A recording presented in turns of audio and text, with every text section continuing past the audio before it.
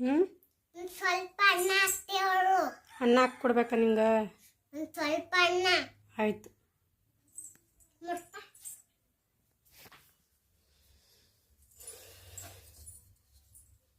ಚಿನ್ನಿ ಮನೆಗೆ ಅನ್ನ ಬೇಕಂತ ಇದು ನಮ್ಮ ಬೆಳಗಿನ ತಿಂಡಿ. ಅನ್ನ ಸಾರು ಮಾಡಿಟ್ಟು ಹೋಗಿದ್ದಾರೆ ನಮ್ಮ ಮನೆಯವರು.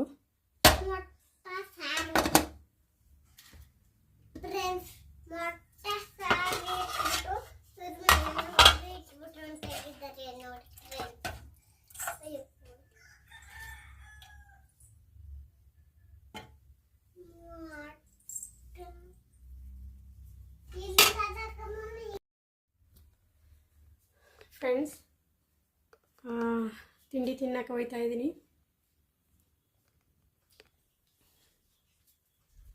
ಮನೆಯವರು ತಿಂಡಿ ಮಾಡಿ ಇಟ್ಟು ಹೋಗಿದ್ದಾರೆ ಪಾಪ. ಏನಾಯಿತು? ಇವಳು ನೋಡಿ ತಿಂಡಿ ತಿಂತಾ ಇದ್ದಾಳೆ ಅಲ್ಲಿ. ಚೆನ್ನಾಗಿದ ನಿಮ್ಮಪ್ಪ ಮಾಡಿದ್ದು? ಸೂಪರಾ?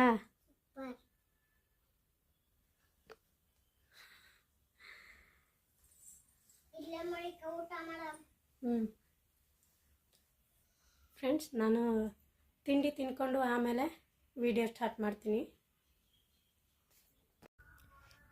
ತಿಂಡಿ ನೋಡಿ, ತಿಂಡಿ ಮಧ್ಯಾಹ್ನದ ಊಟ ಎಲ್ಲ ಒಂದೇ ಸಲ ಮಾಡಿದ್ದಾರೆ. ಅನ್ನ, ಬೇಳೆ ಸಾರು, ಎಗ್ ಮಸಾಲ ಮಾಡಿದ್ದಾರೆ. ತುಂಬ ಚೆನ್ನಾಗಿದೆ.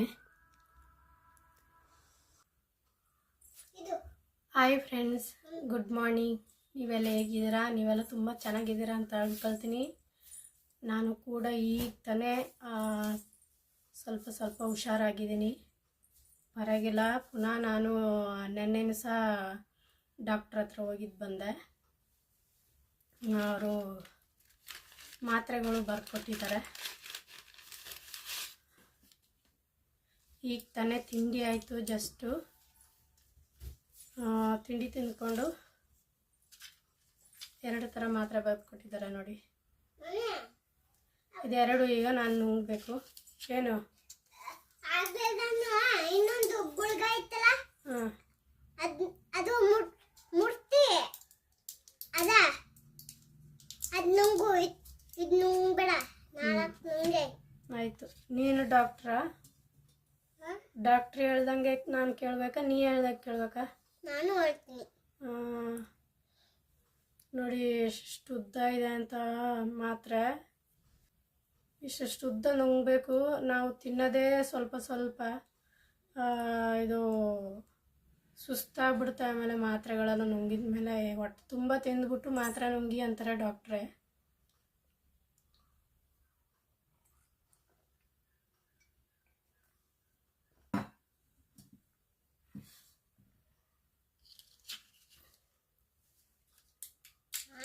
ತಿನ್ಬೇಕಾ? ಇದು ನುಂಗು ನೋಡಿ. ಇದು ಒಂಥರ ಯೆಲ್ಲೋ ಕಲರು, ಅದು ಆರೆಂಜ್ ಕಲರ್ ಇತ್ತು, ಇದು ಯೆಲ್ಲೋ ಕಲರು. ಎಲ್ಲನೂ ಫುಲ್ಲು ಕಾಸ್ಟ್ಲಿ ಫ್ರೆಂಡ್ಸ್. ಒಂದೊಂದು ಮಾತ್ರೆಗೆಲ್ಲ ಒಂದು ಶೀಟಿಗೆ 200 ರುಪೀಸ್ ಇರುತ್ತೆ. ಬೇಡ ಮಡಗು. ಡಾಕ್ಟರ್ ಇದನ್ನೆಲ್ಲ ತಿನ್ನು ಅಂದರು. ತಿನ್ನು.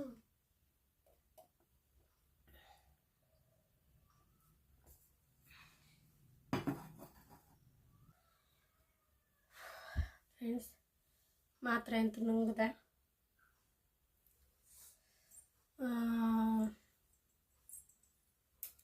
ನಾನು ಮೊನ್ನೆ ವಿಡಿಯೋದಲ್ಲಿ ಜ್ವರ ಬಂದಿದ್ದು ಮಾತ್ರೆ ಹೇಳಿದೆ. ಜ್ವರ ಬಂದಿತ್ತು ನಿಜ. ನನಗೆ ಒಂದು 4-5 ದಿನ ಫುಲ್ಲು ಜ್ವರ. ನನಗೆ ಯಾವಾಗ ಅಂದರೆ ಬುಧವಾರದಿಂದ ಫುಲ್ಲು ಜ್ವರ. ಜ್ವರ ಬರಲಿಕ್ಕೆ ಕಾರಣನೇ ಬೇರೆ. ನನ್ನ ಬ್ಯಾಕ್ ಸೈಡು ಸೊಂಟದ ಪಕ್ಕದಲ್ಲಿ ಒಂದು ಪಾಟಿ ಇಷ್ಟಪ್ಪ ಒಂದು ಗುಳ್ಳೆ ಎದ್ದಿತ್ತು. ನಾನು ಅದನ್ನ ನೆಗ್ಲೆಕ್ಟ್ ಮಾಡಿಬಿಟ್ಟೆ. ನಾನು ಸೋಮವಾರನೇ ಹೊಟ್ಟೆ ನೋವು ಅಂದ್ಕೊಂಡು ಕ್ಲಿನಿಕ್ ಹೋಗಿದ್ದೆ. ಆವಾಗ ನಾನು ತೋರಿಸಿದ್ರೆ ಒಳ್ಳೆಯದಾಕಿತ್ತು, ಈಗ ವಾಸಿ ಹಾಕಿತ್ತು. ನಾನು ತೋರಿಸ್ಲಿಲ್ಲ, ಎರಡೆರಡಕ್ಕೂ ತೋರಿಸ್ಬೇಕಲ್ಲ ಅಂದ್ಕೊಂಡು ಅದೇನೋ ಹೋಗ್ಬಿಡ್ತೆ ಬಿಡು ಅಂದ್ಕೊಂಡು ನಾನು ಆಯಿಂಟ್ಮೆಂಟ್ ಹಚ್ತಿದ್ದೆ. ಅದ ಗುಳ್ಳೆ ಬಂದಿತ್ತಲ್ವ, ಅದಕ್ಕೆ ನಾನು ಆಯಿಂಟ್ಮೆಂಟ್ ಹಚ್ತಿದ್ದೆ. ಅದು ವಾಸಿ ಆಗಲಿಲ್ಲ. ಈಗ ನಾನು ಸೋಮವಾರ ಹೊಟ್ಟೆ ನೋವಿಗಂತ ತೋರಿಸ್ಕೊಬಂದೆ, ಬೇಗ ವಾಸಿ ಆಗೋಯ್ತು. ಅಂದರೆ ನಾವು ಮಾಮೂಲಿ ಕ್ಲಿನಿಕ್ಗೆ ತೋರಿಸೋದು. ನಾನು 15 ವರ್ಷದಿಂದನೂ ಒಂದೇ ಕ್ಲಿನಿಕ್ಗೆ ತೋರಿಸ್ತಿರೋದು. ಮಂಜುಳಾ ಡಾಕ್ಟರ್ ಅಂತ, ತುಂಬ ಒಳ್ಳೆ ಡಾಕ್ಟ್ರು ಅವರು. ಯಾವುದೇ ಕಾಯಿಲೆ ಬರಲಿ ಬೇಗ ವಾಸಿ ಆಗಿಬಿಡುತ್ತೆ. ಅವ್ರ ಕೈ ಗುಣನೇ ಆ ಥರ. ನನಗೆ ಅಷ್ಟೇ, ಅಲ್ಲಿಗೆ ಹೋಗಿದ್ದು ಬಂದು ಅರ್ಧ ಗಂಟೆಲೇ ಏನೇ ಇರಲಿ ವಾಸಿ ಆಗಿಬಿಡ್ತದೆ. ಹೊಟ್ಟೆ ನೋವಿಗೆ ಹೋಗಿ ಇಂಜೆಕ್ಷನು ಮಾತ್ರೆ ಎಲ್ಲ ತಗೊಬಂದೆ ಸೋಮವಾರ ದಿನ. ಅದು ಮಧ್ಯಾಹ್ನಕ್ಕೆ ಎಲ್ಲ ನನಗೆ ಕ್ಲಿಯರ್ ಆಗೋಯ್ತು. ಆಮೇಲೆ ಮಾರನೇ ದಿನ ಅಮಾವಾಸ್ಯೆ ಇತ್ತು, ಮಂಗಳವಾರ ದಿನ. ಆವಾಗ ನಾನು ಎಲ್ಲ ಕೆಲಸ ಮಾಡ್ಕೊಂಡಿದ್ದೀನಿ, ಕ್ಲೀನಿಂಗು ಎಲ್ಲ.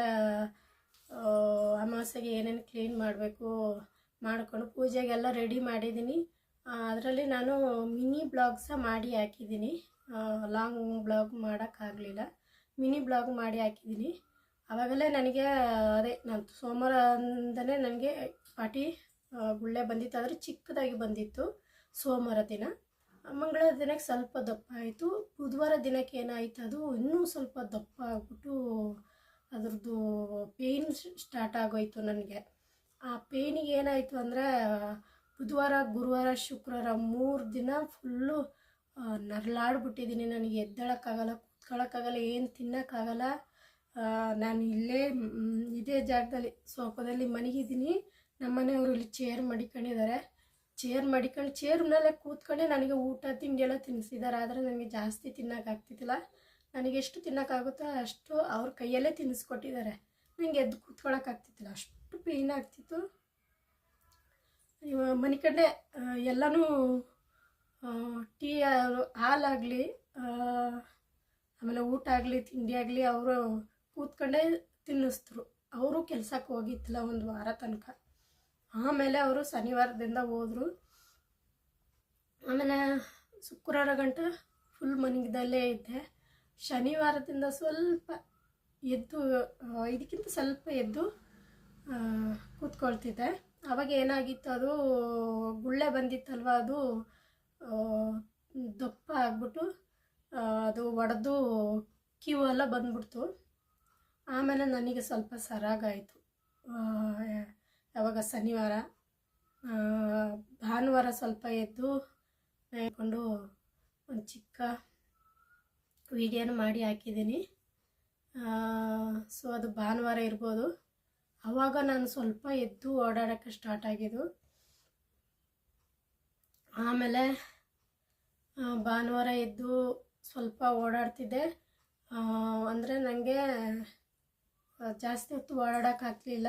ಆ ನೋವಿಂದ ಏನಾಯಿತು ಅಂದರೆ, ನನಗೆ ಜ್ವರನೂ ಬಂದಿತ್ತು, ಅದರ ಜೊತೆಗೆ ಲೋ ಬಿ ಪಿನೂ ಆಗ್ಬಿಟ್ಟಿತ್ತು. ಲೋ ಬಿ ಪಿ ಅಂದರೆ ಫುಲ್ಲು ಲೋ ಬಿ ಪಿ. ಕಣ್ಣು ತೆಗೆದ್ರೆ ಸಾಕು ನನಗೆ ಎಲ್ಲ ಗುರ್ರ್ ಅಂತ ಸುತ್ತಾಯಿತು ಮನೆಯೆಲ್ಲ. ನನಗೆ ಅಷ್ಟು ಕಷ್ಟ ಆಗ್ತಿತ್ತು. ಅದಕ್ಕೆ ನನಗೆ ಡಾಕ್ಟ್ರು ಗ್ಲುಕೋಸ್ ಪೌಡ್ರೆಲ್ಲ ಕೊಟ್ಟಿದ್ರು. ನಿನಗೆ ಯಾವಾಗ ತಲೆ ಸುತ್ತುತ್ತೆ ಅಂತ ಅನ್ನಿಸ್ತೆ ಆವಾಗ ಸ್ವಲ್ಪ ಉಗುರು ಬೆಚ್ಚೆ ನೀರಿಗೆ 1 ಚಮಚ ಹಾಕಿ ಕಲಸಿ ಕುಡಿ ಅಂತ. ನಿಜವಾಗಲೂ ನಾನು ಆ ಥರ ಬಂದಿದ್ದಕ್ಕೆ ಈಗ ಸ್ವಲ್ಪ ನಾನು ಹುಷಾರಾಗಿದ್ದೀನಿ. ಆಮೇಲೆ ಅವರು ಡಾಕ್ಟ್ರೇ ನಮಗೆ ಹೇಳಿದರು, ಸೋಮವಾರ ದಿನ ಬನ್ನಿ ಅಂತ ಹೇಳಿದರು. ಆದರೆ ನಮ್ಮ ಮನೆಯವ್ರಿಗೆ ರಜೆ ಕೊಡಲ್ಲ, ಅವ್ರು ಕ್ವಾರೆಗೆ ಅಲ್ವಾ, ಕರಿಕಲ್ ಕ್ವಾರೆಗೆ ಕೆಲಸಕ್ಕೆ ಹೋಗೋದು. ಹಾಗಾಗಿ ಮಂಗಳವಾರ ಮಧ್ಯಾಹ್ನ ಮೇಲೆ ಬಂದರು. ಒಂದು ಸಾಯಂಕಾಲ 4 ಗಂಟೆ ಅಷ್ಟರಲ್ಲಿ ಬಂದರು. ನೆನ್ನೆ ಬಂದು ಕರ್ಕೊಂಡು ಹೋಗಿದ್ದು, ತೋರಿಸಿದ್ರು. ಅದಕ್ಕೆ ಮಾತ್ರೆ ಮತ್ತು ಆಯಿಂಟ್ಮೆಂಟ್ ಎಲ್ಲ ಬರೆದು ಕೊಟ್ಟಿದ್ದಾರೆ. ಸ್ವಲ್ಪ ಕ್ಲಿಯರ್ ಆಗುತ್ತೆ, ಸ್ವಲ್ಪ ನಿಧಾನ ಆಗ್ಬೋದು, ನೀನೇನು ಭಯ ಪಟ್ಕೋಬೇಡ, ವಾಸಿ ಆಗುತ್ತೆ ಅಂತ ಭರವಸೆ ಕೊಟ್ಟಿದ್ದಾರೆ ನನಗೆ ಅದೇ ಸಾಕು. ಆಚೆಗಿಂತ ಮುಂಚೆ ಏನಾಯಿತು, ನನಗೆ ಎದ್ದೇಳೋಕ್ಕಾಗ್ತಿದ್ದಿಲ್ಲ. ಆಗ್ತಿದ್ದಿಲ್ಲ, ಕೂತ್ಕೊಳ್ಳೋಕ್ಕಾಗ್ತಿದ್ದಿಲ್ಲ. ಈಗ ಏನು ಭಾನುವಾರ, ಶನಿವಾರ, ಭಾನುವಾರ, ಸೋಮವಾರ 3 ದಿನ ಗ್ಯಾಪಲ್ಲಿ ನನಗೆ ನೀರು ಸಹ ಕುಡಿಯೋಕ್ಕೆ ಹೋಗೋಕ್ಕಾಗ್ತಿದ್ದಿಲ್ಲ. ನಾನು ನನ್ನ ಮಗಳು ನಿಜವಾಗಲೂ ನಾನು ಪುಣ್ಯವಂತೆ ಅಂಥ ಮಗಳು, ಅಷ್ಟು ಒಳ್ಳೆ ಗಂಡನ ಪಡೀಲಿಕ್ಕೆ. ನನಗೆ ನೀರು ಬೇಕನ್ನಾಗ ಅವಳೇ ಉಯ್ಕೊಬಂದು ಕೊಡ್ತಾಯಿದ್ಲು.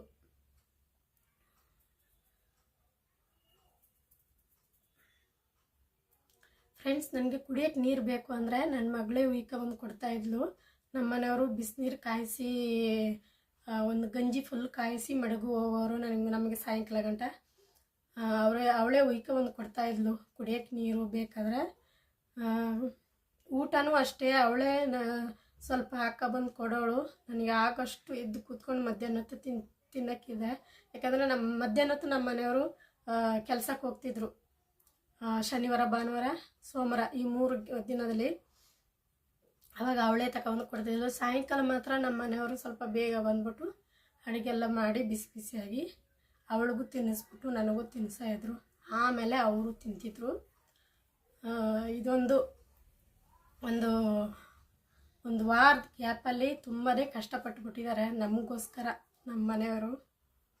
ನಿಜವಾಗ್ಲೂ ಅವ್ರನ್ನ ಪಡ್ಕೊಳ್ಳೋಕ್ಕೆ ನಾನು ಪುಣ್ಯ ಮಾಡಿದ್ದೀನಿ ಅಂತ ಅನ್ನಿಸ್ತೆ.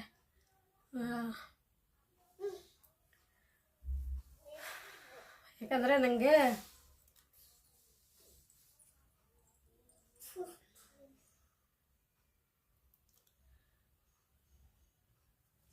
ನಿಮಿಷ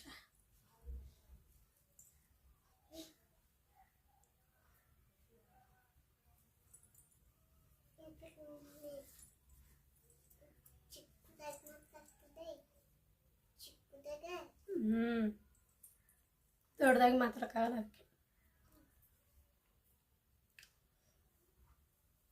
ಫ್ರೆಂಡ್ಸ್, ಆ ಗ್ಯಾಪಲ್ಲಿ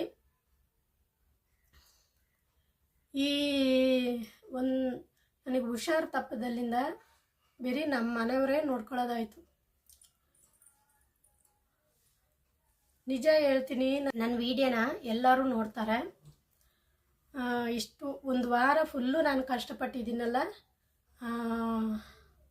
ನಮ್ಮ ಮನೆಯವರೇ ನನ್ನ ಪ್ರತಿಯೊಂದು ವಿಚಾರಿಸ್ಕೊಂಡು ಅವರು ನಮ್ಮನ್ನ ಇಲ್ಲಿ ನಮಗೆ ಬೇಕಾಗಿರೋದನ್ನೆಲ್ಲ ಮಾಡಿ ಮಡಗಿ ನಮ್ಮನ್ನ ನೋಡಿಕೊಂಡು ಅಲ್ಲಿ ಕೆಲಸಕ್ಕೂ ಹೋಗಬೇಕು. ಈ ಇದರಲ್ಲಿ ಯಾರು ಸಹ ನಮ್ಮ ಕಷ್ಟನ ಕೇಳೋಕ್ಕೆ ಯಾರು ಬರಲಿಲ್ಲ ಫ್ರೆಂಡ್ಸ್. ನಿಜ ಹೇಳ್ತೀನಿ, ಯಾರೂ ಬರಲಿಲ್ಲ ನಮ್ಮ ಕಷ್ಟಗಳನ್ನ ಕೇಳಲಿಕ್ಕೆ. ನಾನು ಪೋಸ್ಟಲ್ಲಿ ಸಹ ಹಾಕಿದೆ, ನನಗೆ ಹುಷಾರಿಲ್ಲದ ಕಾರಣ ನನಗೆ ವೀಡಿಯೋ ಮಾಡೋಕ್ಕಾಗಲಿಲ್ಲ ಅಂತ. ನನ್ನ ಫಾಲೋವರ್ಸ್ ಯಾರ್ಯಾರು ಇದ್ದಾರೆ ಅವರೆಲ್ಲ ಬೇಗ ಹುಷಾರಾಗಿ ಬೇಗ ಗುಣ ಆಗಿ ಅಂತ ಕಮೆಂಟ್ ಮಾಡಿದ್ದಾರೆ ಹೊರತು ನಮ್ಮ ಫ್ಯಾಮಿಲಿಯಲ್ಲಿ ಯಾರೂ ನನ್ನ ಫೋನ್ ಮಾಡಿ ಸಹ ನನ್ನ ವಿಚಾರಿಸ್ಕೊಂಡಿಲ್ಲ. ಹಂಗಂತ ನನಗೇನು ಕೋಪ ಇಲ್ಲ, ಸ್ವಲ್ಪ ಬೇಜಾರು. ಯಾಕಂದರೆ ಎಲ್ಲ ಕೆಲಸ ನನ್ನ ನೋಡ್ಕೊಳ್ಳೋದಾಗಲಿ ನನ್ನ ಮಗಳನ್ನ ನೋಡ್ಕೊಳ್ಳೋದಾಗಲಿ ನಮ್ಮ ಮನೆಯವರೇ ಮಾಡ್ಕೋಬೇಕು. ನಮಗೆ ಊಟ ತಿಂಡಿ ಎಲ್ಲ ಮಾಡಿ ಮಡಗಿ ಅವ್ರ ಕೆಲಸನೂ ಅವ್ರು ನೋಡ್ಕೋಬೇಕು. ಎಷ್ಟು ಕಷ್ಟ ಆಗುತ್ತಲ್ವ. ಈ ಟೈಮಲ್ಲಾದರೂ ಯಾರಾದರೂ ಆಗಬೇಕಲ್ಲ ನಮ್ಮ ಕಷ್ಟಗಳಿಗೆ. ನಮ್ಮ ಮನೆಯವರು ಅದನ್ನೇ ಹೇಳಿದ್ರು, ನೀನು ಏನು ವಿಡಿಯೋದಲ್ಲಿ ಹೇಳೋಕ್ಕೆ ಹೋಗಬೇಡ ಅಂತ. ಆದರೂ ನನ್ನ ಮನಸ್ಸು ಕೇಳಲಿಲ್ಲ. ನಾನು ಹೇಳ್ತಾ ಇದ್ದೀನಿ, ಯಾಕೆಂದರೆ ಅವರು ಅಷ್ಟು ಕಷ್ಟಪಟ್ಟಿದ್ದಾರೆ. ನಮ್ಮ ಮನೆಯವರು ಫ್ಯಾಮಿಲಿ ಅಂತ ಇದ್ಕೊಂಡು ಒಬ್ಬರಾದರೂ ನಮಗೆ ಫೋನ್ ಮಾಡಿ ನಿಂಗೆ ಹುಷಾರಿಲ್ವಂತೆ, ಹೇಗಿದೆಯಾ ಅಂತ ಸಹ ನನ್ನ ವಿಚಾರಿಸ್ಕೊಂಡಿಲ್ಲ. ಯಾಕಂದರೆ ನನ್ನ ವಾರ್ಗಿತಿ ನನ್ನ ಫೋನ್ ಮಾಡಿ ವಿಚಾರಿಸ್ಕೊಳ್ತಿದ್ಲು. ಪಾಪ ಅವಳಿಗೆ 3 ಮಕ್ಕಳಿದ್ದಾರೆ, ಅವ್ರನ್ನ ನೋಡ್ಕೋಬೇಕು ಮಾಡಬೇಕು. ಅವಳಿಗೆ ಮಾಡೋಕ್ಕಲ್ಲ ತುಂಬ ಕಷ್ಟ ಆಗುತ್ತೆ. ಆದರೆ ಫೋನ್ ಮಾಡಿ ವಿಚಾರಿಸ್ಕೊಳ್ತಾ ಇದ್ಳು, ಟೈಮಿಗೆ ಸರಿಯಾಗಿ ತಿನ್ನು, ಮಾತ್ರೆ ತಕ, ಟಾನಿಕ್ ತಕ, ಚೆನ್ನಾಗಿ ನಿದ್ರೆ ಮಾಡು, ಏನು ಯೋಚನೆ ಮಾಡಬೇಡ ಅಂತ. ಯಾರೂ ವಿಚಾರಿಸೋದು ಬೇಡ ಬಿಡಿ. ಯಾಕಂದರೆ ನನಗೆ ದೇವ್ರಂತ ಗಂಡ ಕೊಟ್ಟಿದ್ದಾನೆ ಭಗವಂತ. ನಿಜವಾಗ್ಲೂ ಏನೇ ಕಷ್ಟ ಬರಲಿ ಅವರೇ ನೋಡ್ಕೊಳ್ಳೋದು. ನನ್ನ ತುಂಬ ಚೆನ್ನಾಗಿ ನೋಡ್ಕೊಳ್ತಾರೆ ಫ್ರೆಂಡ್ಸ್. ಒಂಚೂರು ಮನಸ್ಸಿಗೆ ನೋವು ಬರೋದಂಗೆ ನಾನು ನೋಡ್ಕೊಳ್ತಾರೆ. ಫ್ರೆಂಡ್ಸ್, ನಾನು ಏನಾದರೂ ಒಂದು ಕಷ್ಟದ ಬಗ್ಗೆ ಮಾತಾಡ್ತಿದ್ರೆ, ನಮಗಾಗಿರೋ ಕಷ್ಟದ ಬಗ್ಗೆ ಮಾತಾಡ್ತಿದ್ರೆ ಬೇಗನೆ ನನಗೆ ದುಃಖ ಬಂದ್ಬಿಡುತ್ತೆ. ಹಾಗಾಗಿ ನಾನು ಅತ್ತೇ ಬಿಡ್ತೀನಿ. ಏನು ಮಾಡೋದು ಹೇಳಿ, ನಮ್ಮ ಕಷ್ಟಗಳನ್ನ ಯಾರಿಗೆ ಹೇಳ್ಕೊಳಕ್ಕಾಗುತ್ತೆ? ಯಾರಿಗೆ ಹೇಳ್ಬೇಕು, ಯಾರಿಗೆ ಹೇಳ್ಬಾರ್ದು ಅನ್ನೋದೇ ನಮ್ಗೆ ಗೊತ್ತಾಯ್ತಾ ಇಲ್ಲ. ನೋಡಿ, ಈಗಿದೆ ನಮ್ಮ ಪರಿಸ್ಥಿತಿ. ಒಂದು ವಾರದಿಂದ ಏನೇನಾಯಿತು ಅದೆಲ್ಲ ನಿಮಗೆ ನಾನು ತಿಳಿಸ್ಬೇಕಾಗಿತ್ತು.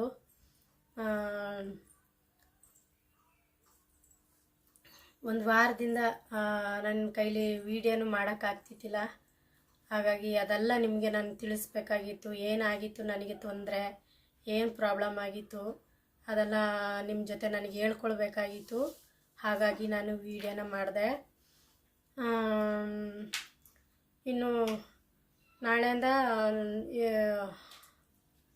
ಒಂದಿನ ಬಿಟ್ಟು ಒಂದಿನ ಡೈಲಿ ವಿಡಿಯೋ ಹಾಕೋಕ್ಕಾಗಲ್ಲ. ಒಂದಿನ ಬಿಟ್ಟು ಒಂದಿನ ನಾನು ವಿಡಿಯೋ ಹಾಕೋಕ್ಕೆ ಟ್ರೈ ಮಾಡ್ತೀನಿ. ಹಾಗೆಯೇ ಫುಲ್ಲು ಹುಷಾರಾದಮೇಲೆ ಡೈಲಿ ವಿಡಿಯೋ ಹಾಕ್ತೀನಿ. ಯಾರ್ಯಾರು ನನ್ನ ಚಾನಲ್ನ ನೋಡ್ತಾ ಇರ್ತೀರೋ ದಯವಿಟ್ಟು ನೋಡ್ತಾ ಇರಿ ಅಂತ ಕೇಳ್ಕೊಳ್ತೀನಿ. ವಿಡಿಯೋ ಹಾಕಿಲ್ಲ ಅಂದ್ಕೊಂಡು ನೋಡೋದು ಮಾತ್ರ ನಿಲ್ಲಿಸ್ಬೇಡಿ, ದಯವಿಟ್ಟು ನೋಡಿ. ನನಗೆ ಸಪೋರ್ಟ್ ಮಾಡ್ತಾಯಿರಿ. ನಿಮ್ಮ ಸಪೋರ್ಟು ನನಗೆ ತುಂಬಾ ಮುಖ್ಯ. ಹಾಗೆ ಒಂದು 2-3 ವ್ಯೂವರ್ಸ್ಗಳು ನನಗೆ ಕಮೆಂಟ್ ಮಾಡಿದ್ದೀರಿ, ನಿಮಗೇನೂ ಆಗಲ್ಲ, ನೀವು ಹುಷಾರಾಗ್ತೀರಾ, ಏನು ತಲೆ ಕೆಡಿಸ್ಕೋಬೇಡಿ ಅಂತ ಕಮೆಂಟ್ ಮಾಡಿದ್ದೀರಿ. ನಿಮಗೆ ನನಗೆ ನನ್ನ ಕಡೆಯಿಂದ ತುಂಬ ಹೃದಯದ ಧನ್ಯವಾದಗಳನ್ನ ತಿಳಿಸ್ತೀನಿ. ಯಾಕೆಂದರೆ ನನ್ನ ಫ್ಯಾಮಿಲಿಯಲ್ಲೇ ನನಗೆ ಏನು ಸಮಾಧಾನ ಆಗೋಂಥ ಒಂದು ಮಾತು ನನಗೆ ಹೇಳಲಿಲ್ಲ. ಫೋನ್ ಮಾಡಿ ಆಗಲಿ, ಬಂದು ನೋಡಿ ಆಗಲಿ, ಯಾರೂ ನನಗೆ ಸಮಾಧಾನದ ಮಾತು ಹೇಳಿಲ್ಲ. ನೀವು ಹೇಳಿದ್ದೀರ, ನನಗೆ ತುಂಬಾ ಖುಷಿ ಆಯಿತು. ನನಗೆ ಯಾರೂ ಇಲ್ವಲ್ಲ ಅನ್ನೋ ಫೀಲಿಂಗೆಲ್ಲ ಹೊಂಟೋಯ್ತು. ನಿಮ್ಮ ಕಮೆಂಟ್ ನೋಡಿ ನನಗೆಲ್ಲರೂ ಇದ್ದಾರೆ ಅನ್ನೋ ಭಾವನೆ ನನ್ನಲ್ಲಿ ಬರೋ ಹಾಗೆ ಮಾಡಿದ್ರಿ ನೀವು.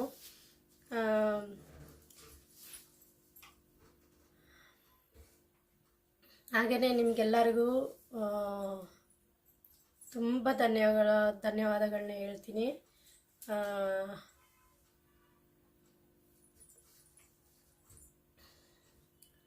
ಹಾಗೆಯೇ ಫ್ರೆಂಡ್ಸ್, ಯಾರ್ಯಾರು ನನ್ನ ಚಾನಲ್ನ ಹೊಸ್ದಾಗಿ ನೋಡ್ತಾ ಇದ್ದೀರಿ, ದಯವಿಟ್ಟು ಸಬ್ಸ್ಕ್ರೈಬ್ ಮಾಡ್ಕೊಂಡು ನೋಡಿ ಅಂತ ಕೇಳ್ಕೊಳ್ತೀನಿ.